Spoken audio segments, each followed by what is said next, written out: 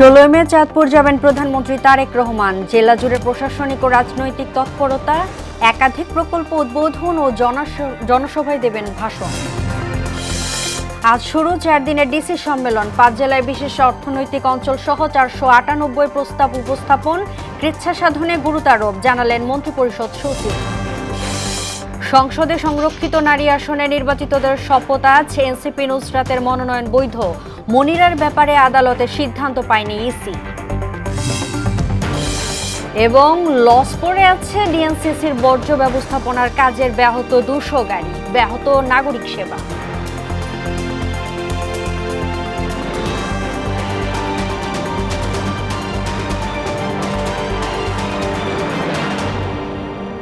আসসালামু আলাইকুম। মোহনার সংবাদে সবাইকে স্বাগত। এতক্ষণ শুনছিলেন শিরোনাম, পুরো সংবাদের সঙ্গে আছি আমি তাজরিন নাহার মুক্তি। 16 মে চাঁদপুর সফরে যাচ্ছেন প্রধানমন্ত্রী তারেক রহমান। এই সফরকে কেন্দ্র করে জেলা জুড়ে প্রশাসনিক ও রাজনৈতিক অঙ্গনে তৎপরতা শুরু হয়েছে। এতে প্রধানমন্ত্রী একাধিক উন্নয়ন প্রকল্পের ভিত্তিপ্রস্তর স্থাপন ও উদ্বোধন করবেন। পরে জনসভায় ভাষণ দেবেন। চাঁদপুর 3 আসনের সংসদ সদস্য শেখ ফরিদ আহমেদ মানিক প্রধানমন্ত্রীর সফরে বিষয়টি নিশ্চিত করেছেন। দলীয় সূত্রে জানা যায়, একসময় শহীদ রাষ্ট্রপতি জিয়াউর রহমান চাঁদপুর সদর উপজেলার শাহ মাহমুদপুর ইউনিয়নের ঘোষরহাট খাল খনন কাজের উদ্বোধন করেছিলেন।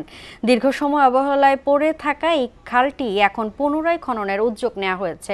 প্রধানমন্ত্রী তারেক রহমান এই পুনর্খনন কার্যক্রমের উদ্বোধন করবেন। নতুন প্রজন্মের উপর বাংলাদেশের ভবিষ্যৎ নির্ভর করছে বলে মন্তব্য করেছেন প্রধানমন্ত্রী তারেক রহমান। শনিবার বিকেলে সিলেট জেলা স্টেডিয়ামে নতুন করে স্পোর্টস 2026-এর উদ্বোধনী অনুষ্ঠানে তিনি এই কথা বলেন। সরকার তৃণমূল থেকে প্রতিভাবান ক্রীড়াবিদ তুলে আনতে চায় বলেও জানান সরকার প্রধান। এ সময় বাংলাদেশ থেকে আন্তর্জাতিক মানের খেলোয়াড় তৈরির তাগিদও দেন তিনি। বিস্তারিত জানাচ্ছেন ডলি বিনতে মনোয়ারা।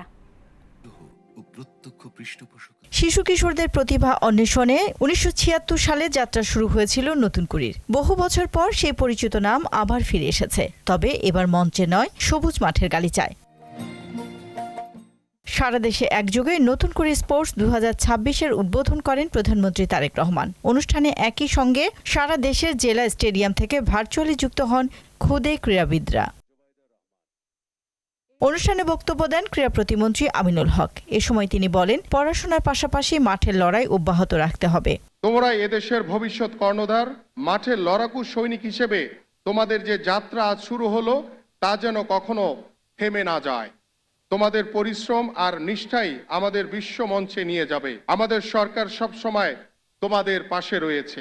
অনুষ্ঠানে নতুন প্রজন্মের উপর আগামী বাংলাদেশের ভবিষ্যৎ নির্ভর করছে বলে মন্তব্য করেন সরকার প্রধান। তোমাদের ভিতর থেকে ভবিষ্যতে নেতৃত্ব তৈরি হবে। এই দেশকে তোমরা নেতৃত্ব দিবে, তোমরা সামনে এগিয়ে নিয়ে যেতে হবে তোমাদেরকে। তরুণ প্রজন্মকে খেলাধুলার মাধ্যমে বাংলাদেশের হয়ে সারা পৃথিবীতে প্রতিনিধিত্ব করার তাগিদও দেন প্রধানমন্ত্রী। সকলকে প্রতিজ্ঞা নিতে হবে যে এই বাংলাদেশ তোমার, এই বাংলাদেশকে গড়ে তুলবে তুমি, এই বাংলাদেশকে বিশ্বের বুকে পরিচিত করাবে তুমি, তুমি আর তুমি।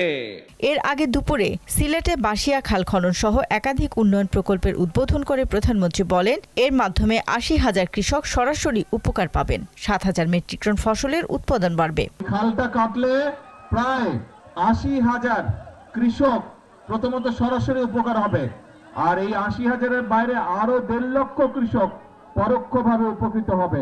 12 লাখ কৃষকের সুদসহ কৃষি ঋণ মওকুফের উদ্যোগ তুলে ধরে প্রধানমন্ত্রী বলেন, তার সরকার কেবলমাত্র জনগণের কাছে জবাবদিহি করবে। সরকারের যে 10,000 টাকা পর্যন্ত কৃষি ঋণ ছিল 12 লক্ষ কৃষকের, এই 12 লক্ষ কৃষকের কৃষি ঋণটা আমরা সরকার থেকে মওকুফ করে দিয়েছি সুদ সহ।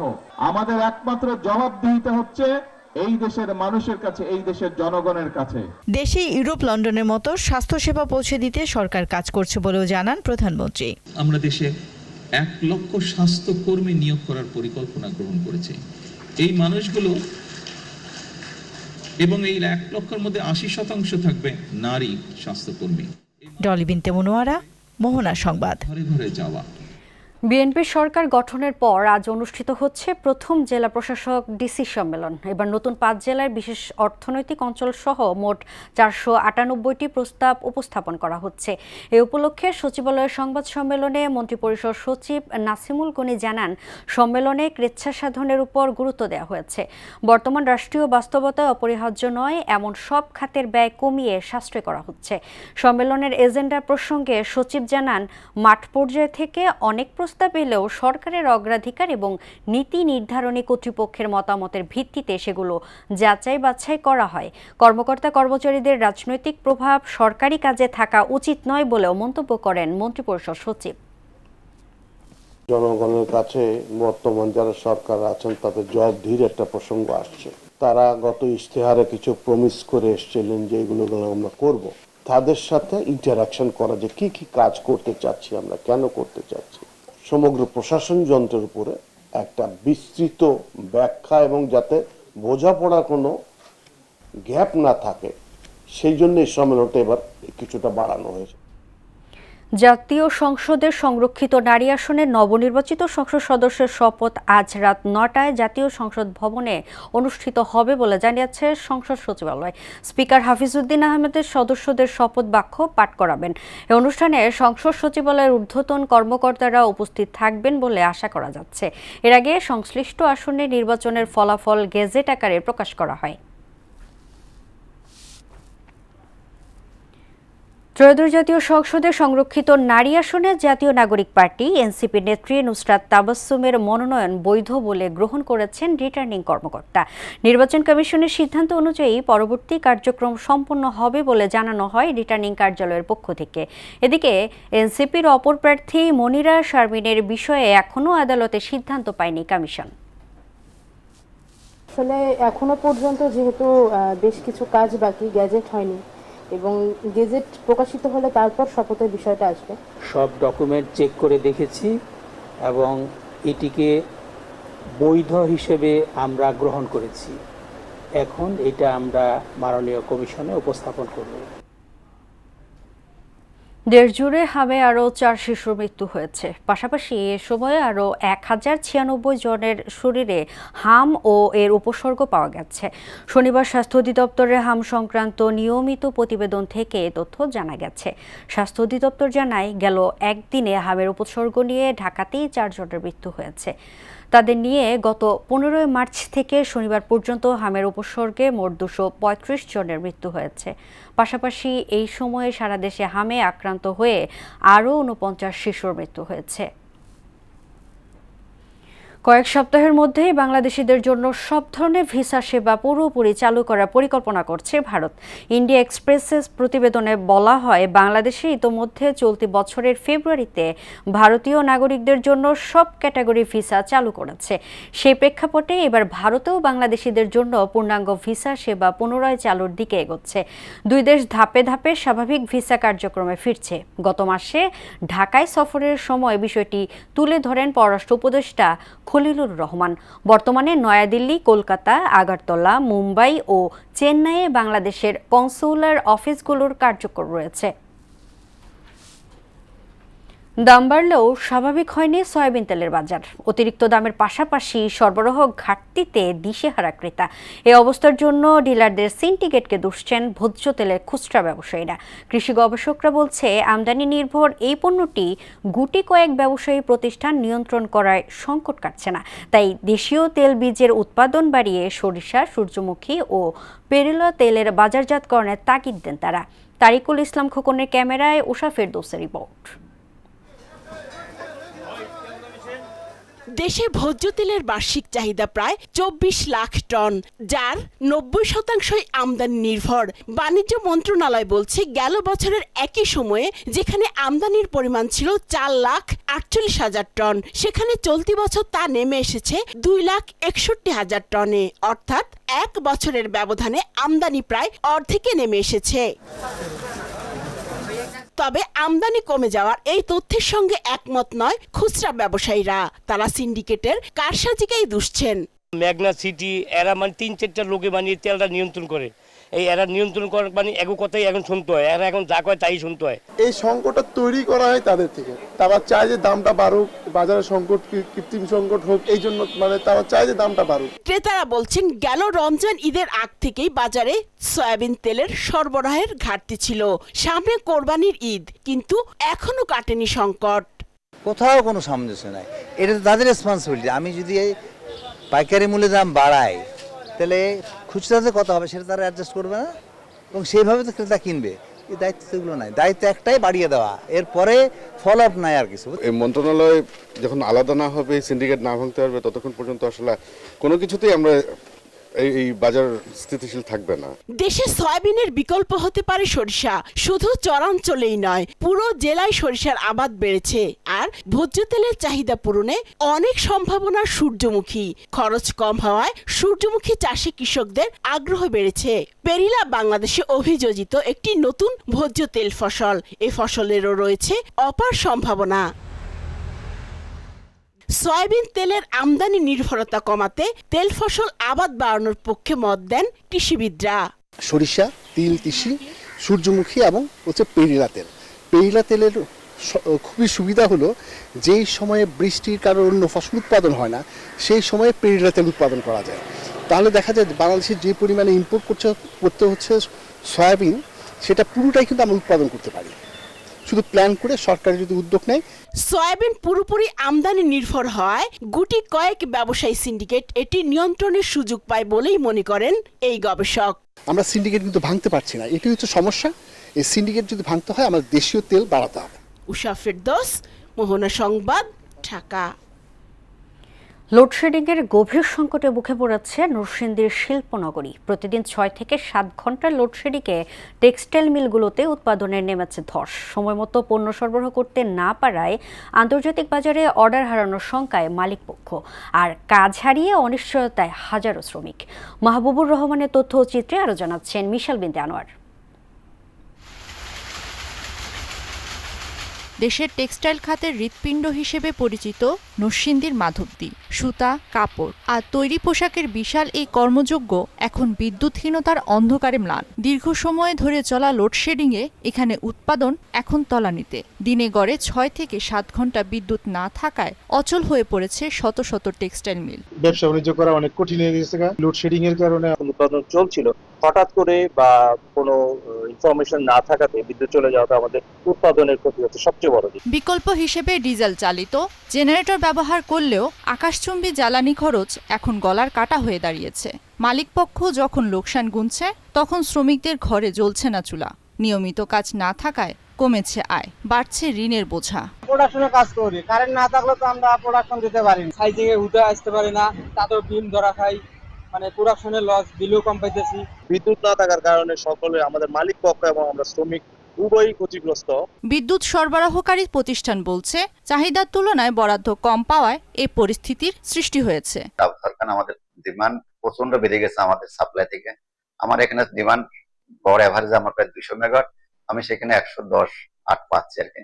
এটার কারণে আমাদের আসলে মূলত লোডশেডিং। তবে এই অজুহাতে সন্তুষ্ট নন খাত সংশ্লিষ্টরা। অর্থনীতি বাঁচাতে শিল্পাঞ্চলকে বিশেষ গুরুত্ব দেওয়ার তাগিদ দিচ্ছেন ব্যবসায়ী নেতারা। একটা উদ্যোগ থাকা উচিত বিদ্যুৎ এবং জ্বালানির ক্ষেত্রে প্রায়োরিটাইজ করতে, আমরা কোথায় বিদ্যুৎটা দিব প্রায়োরিটি বেসিস এবং কোথায় জ্বালানিটা দিব প্রায়োরিটি বেসিস, এই বিষয়টা নির্ধারণ করা উচিত।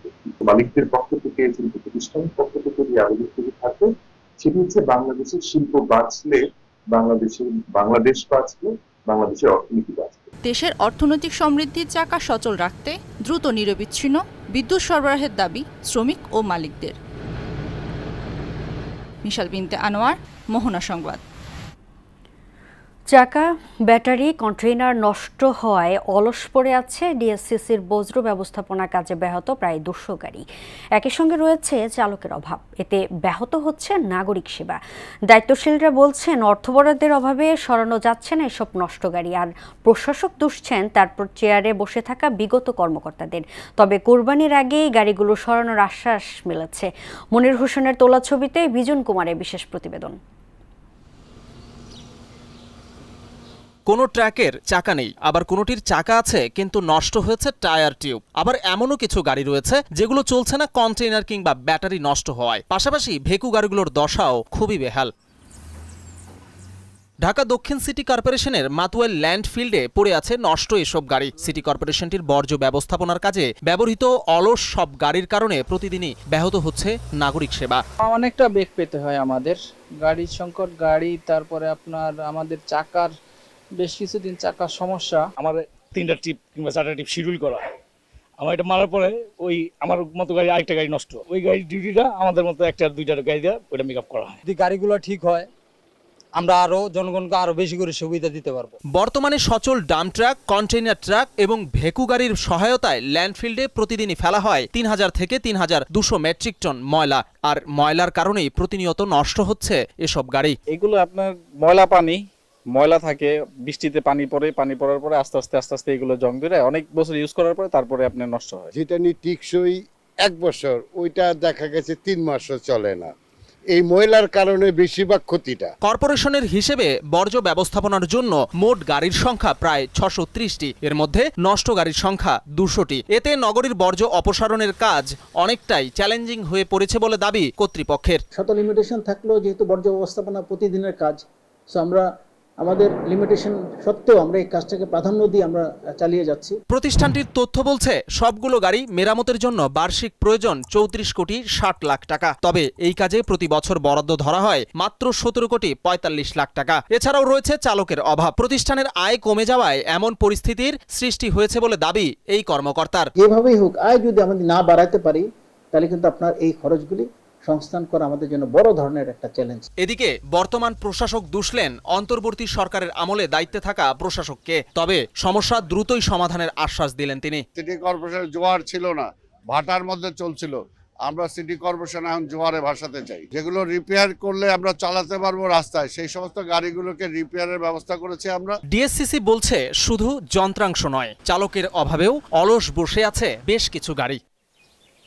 সবগুলো গাড়ি সারাতে পারলে সিটি কর্পোরেশন তাদের সেবার মান আরও বাড়াতে পারবে, কিন্তু তার আগে সিটি কর্পোরেশনকে বাড়াতে হবে তাদের আয়। সকল সংকট কাটিয়ে সিটি কর্পোরেশন কি পারবে তাদের আয় বাড়াতে? প্রশ্ন থেকে যায় এই বাক্যে। বিজন কুমার, মোহনা সংবাদ, ঢাকা। বরিশালের শেরেবাংলা মেডিকেল কলেজ হাসপাতালকে ঘিরে আবারও সক্রিয় হয়ে উঠেছে দালাল চক্র। বৈষম্য বিরোধী ছাত্র আন্দোলনের পর হাসপাতালের অনিয়ম কিছুটা কমলেও আবার নতুন করে গড়ে উঠেছে দালাল সিন্ডিকেট। হাসপাতালের কর্মচারী, মেডিকেল অফিসার ও স্থানীয় ডায়াগনস্টিক সেন্টারের যোগসাজশে রমরমা বাণিজ্য চলছে বলে অভিযোগ করেছেন ভুক্তভোগীরা। তারিকুল ইসলাম তুহিনের প্রতিবেদনে জানাচ্ছেন তাসনিম তারিন। দক্ষিণাঞ্চলের সবচেয়ে বড় সরকারি হাসপাতাল শেরেবাংলা মেডিকেল কলেজ। এখানে প্রতিদিন দূর দূরান্ত থেকে হাজার হাজার রোগী চিকিৎসা সেবা নিতে আসেন। তবে সম্প্রতি হাসপাতালকে ঘিরে ফের সক্রিয় হয়ে উঠেছে দালাল চক্র। অভিযোগ রয়েছে কিছু অসাধু কর্মচারী, মেডিকেল অফিসার ও স্থানীয় ডায়াগনস্টিক সেন্টারের সমন্বয়ে গড়ে উঠেছে একটি শক্তিশালী সিন্ডিকেট। ভুক্তভোগীদের অভিযোগ, হাসপাতালের medical officer doctor Ramzan Hossain এবং তার সহযোগী মেডিকেল স্টাফ সাইফুল ইসলামের মাধ্যমে রোগীদের বিভিন্ন সমস্যা দেখিয়ে বাইরে পরীক্ষা করাতে বলা হয়। ডাক্তারে পরীক্ষা করাইতে কইছে, এবার সাইফুলের দ্বারা জিজ্ঞেসি আমি কোন জায়গায় যাবো, সে একটা মহিলা ধরাই দিয়েছে, আপু আপনি লই যান ওই জায়গায়। অ্যাপোলোতে আমার এই আলট্রাসাউন্ড করতে কইছে, এটা আমি মেডিকেলতে করাইছি, এখন উনি কইতেছে এটা হইবে না। গ্রামের সহজ সরল মানুষ ওনারা আর কি যদি আমাদের এই মেডিকেলে আসে তা ওনাদেরকে এমন বোঝানো হয় যে এখানে রিপোর্টগুলো ভালো না। তবে অভিযোগ অস্বীকার করেছেন medical officer doctor Ramzan Hossain ও তার সহযোগী সাইফুল ইসলাম। তাদের দাবি কাউকে হাসপাতালের বাইরে পাঠানো হয় না। আমি কোনো মহিলাকেও বলি না, আমি শুধু এন্ট্রি করার ওইটা পর্যন্তই করি, এরপরে বাইরে আমি কোনো কিছু বলা হয় না। সকল পরীক্ষা হাসপাতালে পাঠানো হয় এবং তাদেরকে সবার কাছে জিজ্ঞেস করেন, কাউর কাছে আমি কোনো কথা বলি না, ঠিক আছে, শুধু বলে দিই নিরিবিলি দেখে বলে দিই আপনি পরীক্ষাটা করান। এদিকে হাসপাতাল এলাকায় দালাল, ছিনতাই ও বিভিন্ন অপকর্ম রোধে আনসার সদস্যরা সতর্ক অবস্থানে রয়েছে বলে জানিয়েছেন দায়িত্বপ্রাপ্ত কর্মকর্তারা। দালালের নিয়ন্ত্রণে ভূমিকা পালন করছে। আমরা যে কোনো অপরিচিত যদি কোনো লোক পাই, তাকে আমরা সন্দেহ হলে তাকে আমরা জিজ্ঞাসাবাদ করি। সুনির্দিষ্ট অভিযোগ পেলে জড়িতদের বিরুদ্ধে দ্রুত ব্যবস্থা নেওয়ার আশ্বাস দেন হাসপাতাল কর্তৃপক্ষ। তথ্যগুলো পেলে আমি এগুলো জাজ করতে পারবো সঠিক কিনা বেঠিক। যখন আমি যে প্রমাণ পেয়ে গেলাম সঠিক, তখন তার বিরুদ্ধে যেগুলো আমার লেভেলে যতটুকু সমস্যা সেটুকু করলাম, যেটা আমি পারলাম না সেটা আমি ইতে পাঠাইলাম, আমার হায়ার অথরিটি যেখানে আছে ডিজিএমএস। হাসপাতালকে দালাল মুক্ত করে সেবা নিশ্চিতে দ্রুত কার্যকর ব্যবস্থা নিতে প্রশাসনের নজরদারির কথা জানান সেবা প্রত্যাশীরা। তাহসিন তারিন, মোহনা সংবাদ। আকস্মিক বৃষ্টি ও পাহাড়ি ঢলে কিশোরগঞ্জ হাওরে তলিয়ে গেছে ৭,০০০ হেক্টর জমির বোরো ধান। এতে ক্ষতিগ্রস্ত হয়েছে ২১,০০০-এরও বেশি কৃষক। যে মাঠে কয়েকদিন আগেও ছিল পাকা ধানের সোনালি আভা, সেখানে এখন শুধুই হতাশা। অন্যদিকে বাঁধ ভেঙে কালভার্টের নিচ দিয়ে সুনামগঞ্জের মধ্যনগর উপজেলার বোয়ালা হাওরে ঢুকছে পানি। এতে প্রায় অর্ধশত হেক্টর জমির পাকা ধান তলিয়ে যাওয়ার আশঙ্কায় কৃষকরা। ওমর সিদ্দিক রবিন এবং কুলেন্দু শেখর দাসের তথ্যে বিস্তারিত জানাচ্ছেন ডলি বিনতে মনোয়ারা। কিশোরগঞ্জ জেলার বিস্তীর্ণ হাওর জুড়ে এখন শুধু পানি আর পানি। যে মাঠে কয়েকদিন আগেও ছিল পাকা ধানের সোনালি আভা, সেখানে এখন কৃষকের হতাশা। কৃষি বিভাগের তথ্য মতে হাওড়াঞ্চলে প্রায় ৭,০০০ হেক্টর বোরো ধানের জমি পানিতে তলিয়ে গেছে। এতে ক্ষতিগ্রস্ত হয়েছেন ২১,০০০-এরও বেশি কৃষক। ধান কাটার মৌসুমে এই ক্ষতিতে দিশেহারা কৃষকরা। আজকে নিকেত আছে এখানে কাটার মতন ভাব নাই, পরিবেশ নেই। যে ঠিক আছে কিরো লিয়ে থাকে হাত নাম্বা, হ্যাঁ আমরা তো বাজারে গেলে আমরা দামও কইতো না, আমরা জীবত না খাই তেমন লাগবো। তাও একটু দাম তোলার চিন্তা ভাবনা ছিল, বৃষ্টিতে তো আরো নষ্ট হইতেছে, আমরা আর কিছু করতে পারতেছি না পানির জন্য। কষ্টের ফসল পানির নিচে, কিভাবে সংসার চলবে, কিভাবে এবার পরিশোধ করবেন ঋণ, সেই দুশ্চিন্তায় কৃষকরা। এই দুজু না লইতে পারি ধান তে তো আমরা মরাই, এমনি মরা জীবিত মরা। ধানের দর হইল ৫০০, ৬০০, ৭০০। আমাদের প্রতি মনে খরচ হয়েছে ১২০০। তো আমরা কি করে এখন চলি। অন্যদিকে বৃষ্টি ও পাহাড়ি ঢলে পানি উন্নয়ন বোর্ডের আওতাধীন ফসল রক্ষা বাঁধ ভেঙে সুনামগঞ্জের মধ্যনগর উপজেলার বোয়ালা হাওরে পানি ঢুকছে। এতে অর্ধশত হেক্টর জমি তলিয়ে যাওয়ার আশঙ্কায় কৃষকরা। বৈশাখের শুরুতে টানা বৃষ্টিতে এই হাওরের ৩০ ভাগ ধান পানির নিচে তলিয়ে গেছে। এখন হঠাৎ বাঁধ ভেঙে বাকি ধানও পানির নিচে। যেভাবে পানি বৃদ্ধি পাচ্ছে তাতে ক্ষতির শঙ্কা বাড়ছে। ডলি বিনতে মনোয়ারা, মোহনা সংবাদ। এবার সারা দেশে অনুষ্ঠিত সভা সমাবেশ নিয়ে প্রতিনিধিদের পাঠানো তথ্যচিত্রে দেখুন ডেস্ক রিপোর্ট। দিনাজপুরে ঘোড়াঘাটে পানি সাশ্রয়ী সেচ প্রযুক্তি এবং পলিশেডে উৎপাদিত ফসলের গুণগত মান রক্ষার কলাকৌশল বিষয়ক ২ দিনের প্রশিক্ষণ কর্মশালার উদ্বোধন অনুষ্ঠানে প্রধান অতিথি হিসেবে বক্তব্য রাখেন দিনাজপুর ৬ আসনের সংসদ সদস্য AZM জাহিদ হোসেন। রাঙামাটির বরকলের হরিণায় ব্যবসায়ী মোহাম্মদ মোজাম্মেলের বিরুদ্ধে মিথ্যা অপপ্রচারের প্রতিবাদে এবং দোষীদের শাস্তির দাবিতে সংবাদ সম্মেলন করেছেন ভুক্তভোগী। জয়পুরহাটে অনগ্রসর জনগোষ্ঠীর দক্ষতা উন্নয়ন ও নিরাপদ অভিবাসন প্রেক্ষিত জাপান শীর্ষক সেমিনারে প্রধান অতিথি হিসেবে উপস্থিত ছিলেন জনপ্রশাসন ও খাদ্য মন্ত্রণালয়ের প্রতিমন্ত্রী আব্দুল বারী। পার্বত্য এলাকায় তুলা চাষ সম্প্রসারণ কৌশল নির্ধারণে বান্দরবানে এক কর্মশালা অনুষ্ঠিত হয়েছে। দিনাজপুরে বিরলে উপজেলা মৎস্য অধিদপ্তরের আয়োজনে climate smart agriculture and water management প্রজেক্টের আওতায় কৃষকদের মাঠ দিবস অনুষ্ঠিত হয়েছে। বিশ্ব ডিএনএ দিবস উদযাপন উপলক্ষে সিরাজগঞ্জের খাজা ইউনুস বিশ্ববিদ্যালয়ের হেলিক্স রিকম্বিনেশন শীর্ষক ব্যতিক্রমধর্মী ও জ্ঞানভিত্তিক প্রতিযোগিতা হয়েছে। আবৃত্তি চর্চা সম্প্রসারণের লক্ষ্যে নওগাঁর মান্দায় দিনব্যাপী কর্মশালা ও কাব্যকথন অনুষ্ঠিত হয়েছে। নওগাঁয় নতুন করে স্পোর্টস ২০২৬-এর ট্রফি উন্মোচন অনুষ্ঠানে উপস্থিত ছিলেন নওগাঁ ৫ আসনের সংসদ সদস্য জাহিদুল ইসলাম ধলু। গণভোটের রায় বাস্তবায়ন, খুন, ধর্ষণ, চাঁদাবাজি বন্ধ, জ্বালানি ও বিদ্যুৎ সংকট সমাধানের বাস্তব পদক্ষেপ গ্রহণের দাবিতে সমাবেশ ও বিক্ষোভ মিছিল করেছে ১১ দলীয় ঐক্য জোট সিরাজগঞ্জ জেলা শাখা। মানিকগঞ্জের নতুন করে স্পোর্টস ২০২৬-এর উদ্বোধনী অনুষ্ঠানে প্রধান অতিথি হিসেবে উপস্থিত ছিলেন বেসামরিক বিমান ও পর্যটন মন্ত্রী আফরোজা খানম রিতা। বিশেষ অতিথি হিসেবে মানিকগঞ্জ ১ ও মানিকগঞ্জ ২ আসনের সংসদ সদস্যবৃন্দ উপস্থিত ছিলেন। ফেনীতে নতুন করে স্পোর্টস ২০২৬ উদ্বোধন করেন পরিবেশ মন্ত্রী আব্দুল আউয়াল মিন্টু। এ সময় ফেনী ২ আসনের সংসদ সদস্য অধ্যাপক জয়নাল আবেদিন, ফেনী ১ আসনের সংসদ সদস্য রফিকুল আলম মজনু উপস্থিত ছিলেন। গণভোটের রায় বাস্তবায়নের দাবিতে মেহেরপুরে ১১ দলীয় ঐক্য জোটের উদ্যোগে গণমিছিল হয়েছে। এ সময় উপস্থিত ছিলেন মেহেরপুর ২ আসনের সংসদ সদস্য নাজমুল হুদা। টাঙ্গাইলে গণভোটের রায় বাস্তবায়নের দাবিতে ১১ দলীয় ঐক্য জোটের উদ্যোগে গণমিছিল হয়েছে। বগুড়া সোনাতলায় শ্রমিক নির্মাণ কল্যাণ উপপরিষদের উদ্যোগে মহান মে দিবস উপলক্ষে আলোচনা সভা ও বাউল সঙ্গীত অনুষ্ঠিত হয়েছে। চাঁপাইনবাবগঞ্জের শিবগঞ্জে শত্রুতা বশত মিথ্যা অপবাদ দিয়ে ফাঁসানোর প্রতিবাদ ও আটককৃত ব্যক্তির মুক্তির দাবিতে মানববন্ধন করেছে এলাকাবাসী। জয়পুরহাটে নতুন করে স্পোর্টস 2026 উদ্বোধন অনুষ্ঠানে উপস্থিত ছিলেন জনপ্রশাসন ও খাদ্য প্রতিমন্ত্রী আব্দুল বারী। গণভোটের গণরায় বাস্তবায়নের দাবিতে ফরিদপুরে 11 দলীয় ঐক্য জোটের গণমিছিল হয়েছে। জুলাই সনদ ও গণভোটের রায় বাস্তবায়নের দাবিতে পিরোজপুরে 11 দলীয় জোটের গণমিছিল হয়েছে। চাঁদপুরে নতুন করে স্পোর্টস 2026 উদ্বোধন অনুষ্ঠানে প্রধান অতিথি হিসেবে উপস্থিত ছিলেন শিক্ষামন্ত্রী আ.ন.ম এহসানুল হক মিলন। ডলি বিনতে মনোয়ারা, মোহনা সংবাদ। ক্রিকেট 2026 আইসিসি নারী টি-20 বিশ্বকাপের জন্য 15 সদস্যের স্কোয়াড ঘোষণা করেছে ভারতীয় ক্রিকেট বোর্ড। প্রত্যাশা অনুযায়ী এই দলের নেতৃত্ব দেবেন হরমনপ্রীত কৌর এবং সহ অধিনায়কের দায়িত্ব পেয়েছেন স্মৃতি মান্ধানা। ঘোষিত দল বড় চমক হিসেবে জায়গা পেয়েছেন তরুণী নন্দিনী শর্মা, যিনি গত ওমেন্স প্রিমিয়ার লিগে দুর্দান্ত পারফরম্যান্সের সুবাদে প্রথমবার জাতীয় দলের ডাক পেলেন। এছাড়াও চোট কাটিয়ে দলে ফিরেছেন উইকেট কিপার ব্যাটার ইয়াস্তিকা ভাটিয়া এবং অলরাউন্ডার রাধা যাদব। দর্শক, এ পর্যায়ে জানিয়ে দিচ্ছি আজকের সংবাদপত্রের গুরুত্বপূর্ণ শিরোনাম।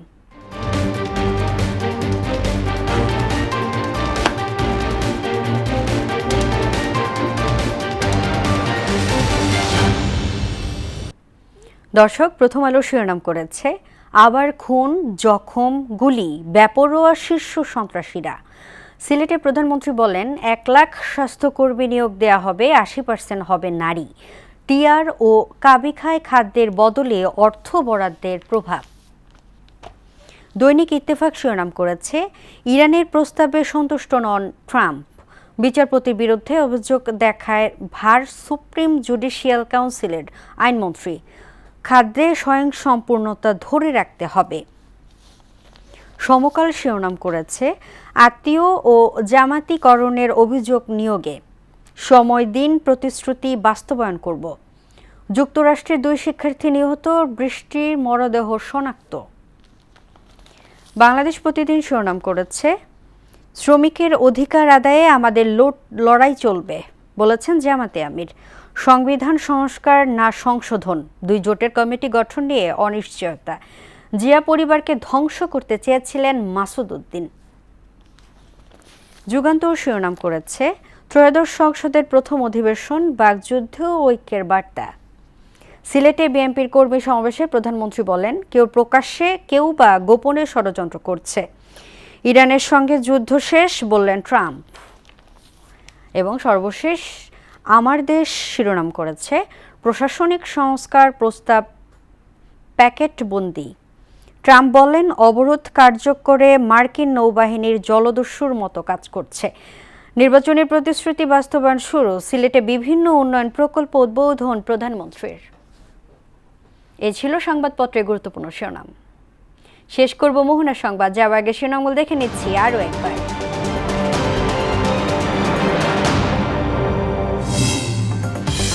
17 মে চাঁদপুর যাবেন প্রধানমন্ত্রী তারেক রহমান। জেলা জুড়ে প্রশাসনিক ও রাজনৈতিক তৎপরতা, একাধিক প্রকল্প উদ্বোধন ও জনসভায় ভাষণ দেবেন। আজ শুরু 4 দিনের ডিসি সম্মেলন, 5 জেলার বিশেষ অর্থনৈতিক অঞ্চল সহ 498 প্রস্তাব উপস্থাপন। কৃচ্ছা সাধনে গুরুত্বারোপ জানালেন মন্ত্রিপরিষদ সচিব। সংসদের সংরক্ষিত নারী আসনে নির্বাচনের শপথ আজ। এনসিপি নুসরাতের মনোনয়ন বৈধ, মনিরার ব্যাপারে আদালতে সিদ্ধান্ত পায়নি ইসি। এবং অলস পড়ে আছে ডিএসসিসির বজ্র ব্যবস্থাপনার কাজে ব্যাহত 200 গাড়ি, ব্যাহত নাগরিক সেবা।